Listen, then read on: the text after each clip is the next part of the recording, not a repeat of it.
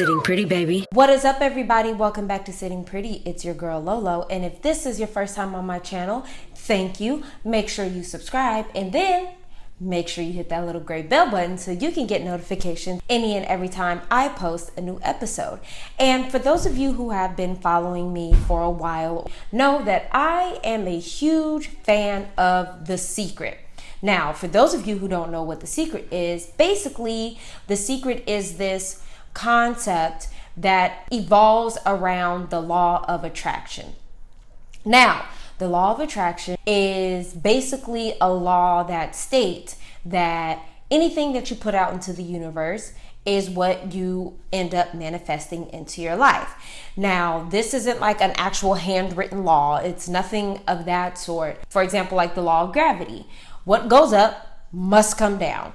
We all know this. So the law of attraction is the same thing. It's basically a way of life that people abide by in order to live their happiest, most fulfilling, most abundant lives that they can live. In order to put the law of attraction into practice, there are different tools that people use in order to put their desires, their dreams, their wants out into the universe, so that way they can put in the work and attract those things into their lives. So one of the most popular practices that people use in order to apply the law of attraction is through this practice called vision boarding. It's basically like a blend of images and words that people put together on one board, and it is to represent what people want for their lives in the future. So recently, I was invited and attended a vision board party. Now, mind you, the law of attraction is something that I've practiced for a very long time. So I thought that I would spend this time showing the vision board I made at the party and sharing with you how I created my vision board, so that way you can create yours too, or you can get together with a group of family and friends and you all can create them together.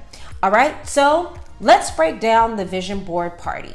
Now, when I attended this vision board party, it was the first vision board party I had ever attended. So my assumption is that this is just how this person wanted to set up hers.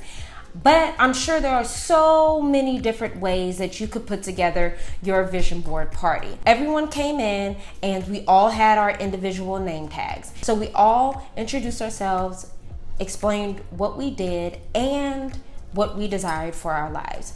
Then we did a small meditation of sorts where there was soft music playing. We all closed our eyes, and the host of the party kind of led us through a scenario of what to dream about, what to think about as far as the lives that we desire. So she was saying things like, when you wake up in the morning, what does your room look like? What does it smell like? Is your bedroom overlooking the ocean? Is it overlooking the city? Like, she kind of set up the scenario so you're kind of just in this mind frame of already dreaming and manifesting the desires that you have for your life in your mind already. Then we all took a pen and paper and kind of jotted down what those notes were of all those visions that flashed through our heads. So that way, when we started creating our vision board, we weren't just putting stuff on our board because we think that's what we wanted. We were actually putting things on our board that we had dreamt of and had thought of and had envisioned for ourselves during that small meditation piece at the beginning. And the beautiful thing about vision boarding is that nobody's vision is the same. Everyone's was completely different. That's how the vision board party was set up when I attended it. Of course, if you want to throw your own party, you can do it however you feel is best for you and your family, or you and your family and friends to do it together and practice together. And so now I am about to reveal the vision board that I created at the vision board party. Here is the vision board I created at the vision board party. Ta-da! Can you all see it? Can you all see it? Yes! This is my vision. So when you do yours, focus on what you want. Don't worry about how the specific things that I put on mine. Don't worry about whether or not you're doing it wrong. There is no right or wrong way to do a vision board. The only thing that matters is that whatever is on this board is your vision. You don't put anything on there because you think that's what you want. You don't put anything on there because this is what society tells you you should want. You put things down there that you want for you, okay? So this side, I focused on what I wanted personally. So that's why there are words like get down to business, then just get down. That's a motto. I'm all about handling my business, but I'm all about living a fun ass life too. And so that's when I read that, that's what it represented to me. And then this is my whole love life. Now that is Chance the Rapper. If you guys are fans, you guys understand. But not only that, I really liked this image because I like the fact that he's wearing a suit and he's wearing a ball cap. What that represented to me is that I want my man to be able to do both. He gonna look good in a suit and he gonna look good in casual clothes. You know what I'm saying? He ain't super prudy to where he can only wear a suit and he feels like if you're not wearing a suit, you ain't shit. No, he could also be his little hood self that he grew up in and be the businessman that he grew into. That part. And then of course, Chance is a God-fearing man, which is a must. So then in the middle is kind of the area where I wanted to focus on my kind of like career dreams, so that's why I have my Sitting Pretty logo. I have stuff that says like the face of things to come.